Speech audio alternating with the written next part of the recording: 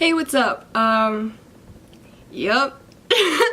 I'm Kaylee, and I asked you guys to send me some questions on Instagram so I could spill some tea. What did you do to help get your music out there besides self-promo on socials? So I would say one of the best things that you could do in order to promote your music is networking. And by that I mean anytime it's appropriate for it to come up in a conversation with somebody new, you mention that you do music, and it kind of, most of the time naturally, they will go and check out your music, and that'll bring another person in to not only listen to it, but the possibility of them sharing it with their friends and family if they really like it. But you have to do it in a right way. Like, you can't just be like, hi, my name's Kaylee and I do music. You have to be like, just only bring it up if it comes up naturally. Like if they're like, oh, what are your hobbies? Or what do you like to do for fun? Or what are you in school for? And then you bring it up. But to just bring it up unwarranted comes across as like really disingenuous and almost like you're like just talking to them for the reason of promotion, and that's not right. So I would say networking is a really big thing. Performing live is really good too. Every time I've performed live, I say, you know, follow me on these social medias, and then that kind of brings it over. Or I say, I have this song that I just did on Apple Music, Spotify, whatever, please go give it a listen, and that always usually works. Best rapper in the game right now, your GOAT. I will always say Eminem because obviously Eminem, but right now I've been listening to a lot of Denzel Curry. I think that his flow is just so unique and his lyrics are so worked and really, like, you have to listen to his music to understand the full message of what he's trying to give.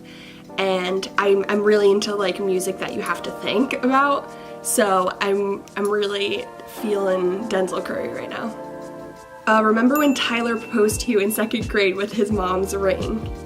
Yes. Long story short, in 2nd grade, this kid, Tyler, is a really sweet kid from what I remember, proposed to me with his actual, like his mother's actual engagement ring, wedding ring, whatever. And I brought it home and I was like, what the hell just happened to my parents? And then my parents brought it back to his mom. So yes, I remember that. Is there any mainstream famous artist that you'd never make a feature with, and why? I'm reluctant to say anything because one, artists change, and an artist that I might not like now might change their style and or come out with something that I really like, and then my mind would be changed, and then maybe I would want to feature with them then. I don't want to say specific people because what if one day, like I said, that scenario happens and they change, and then they do, and then somebody's gonna pull up this clip and call me a fraud. So I will say I will do everything in my power to not feature or work with people that are just really awful people, and I think that goes to say, like, you know, people that say very terrible things about other people or just do really shady things. I won't knowingly work with somebody like that. Visiting soon, love me damn it. Yes, I want to go to Canada soon. I don't know when because I'm potentially moving to do things that I can't say.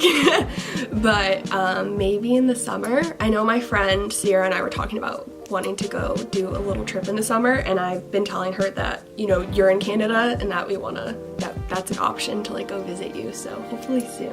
What got you into metal, and what changed your main focus in music from metal to what you do now? So, good question.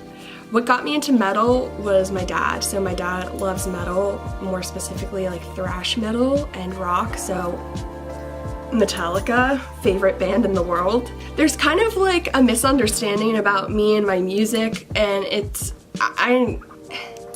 makes total sense, and it's because of the way that I've put out music so far.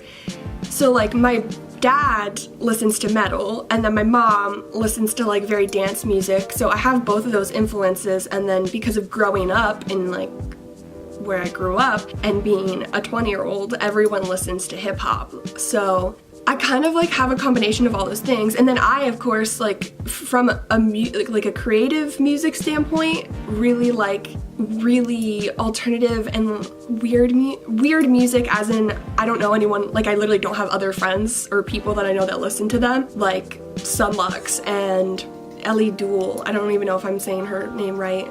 Yeah, and so the first two songs, the only two songs that I have out right now, are really pop and dance.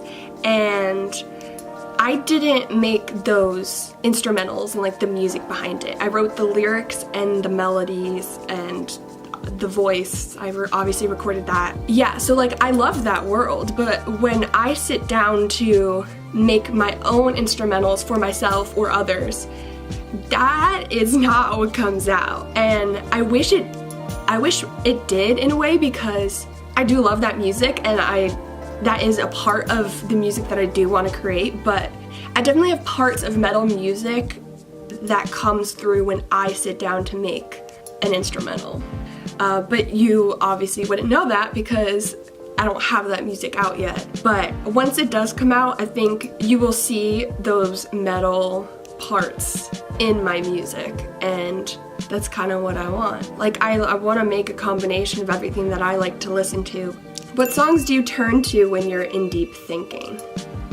Great question. I have a playlist for that moment, which is honestly often.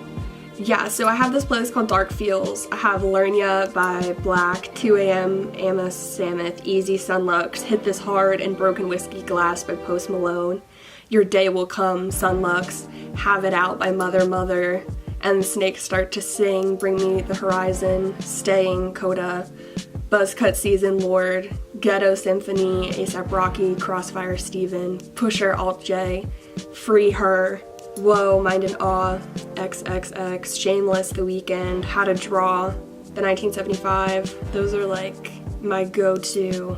I'm feeling weird and I need to like go on a drive and like contemplate my life. What's the worst experience you've had with another person in the music industry? The worst is, and I had to put it out on social media, is when I was trying to purchase the exclusive rights for a beat from this producer, and he told me to send him a topless photo for the beat.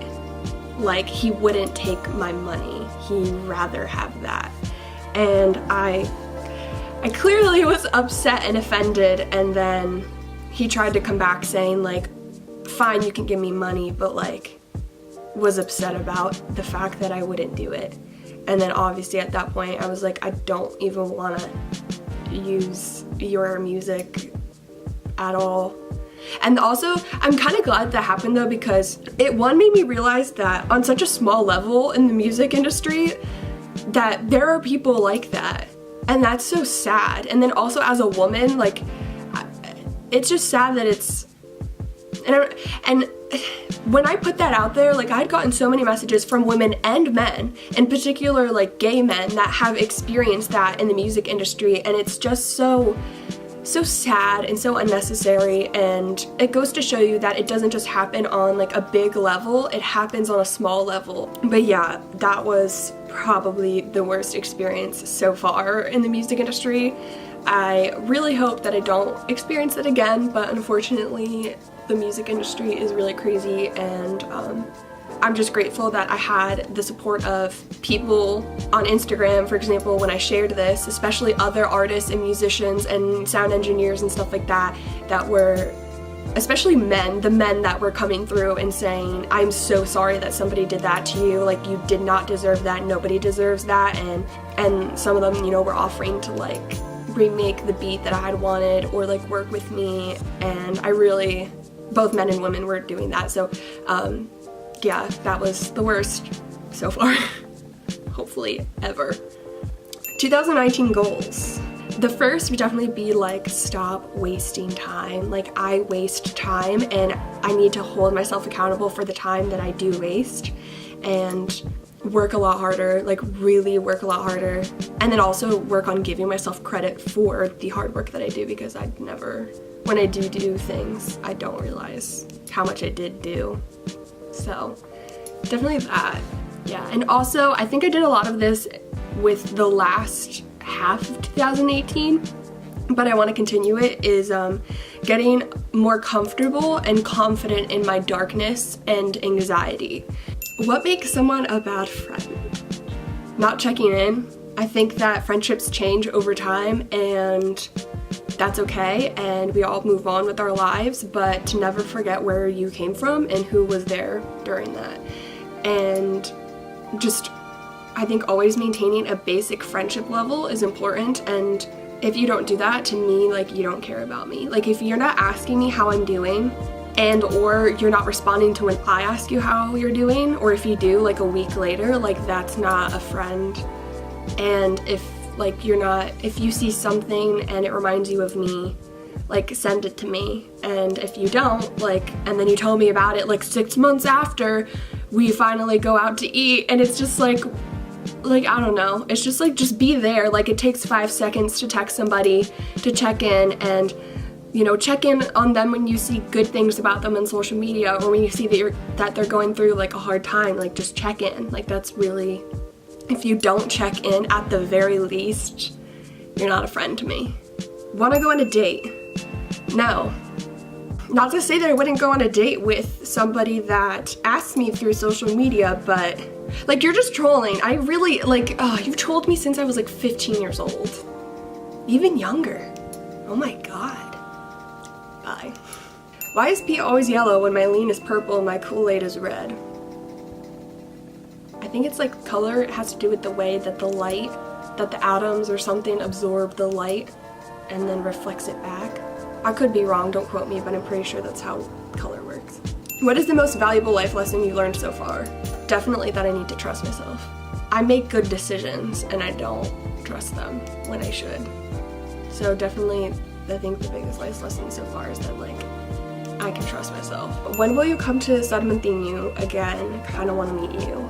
I don't know when I am coming back, but I definitely want to kind of do at least one little show when I'm there next. So if I do that, you could come to the show and we could take a cool picture.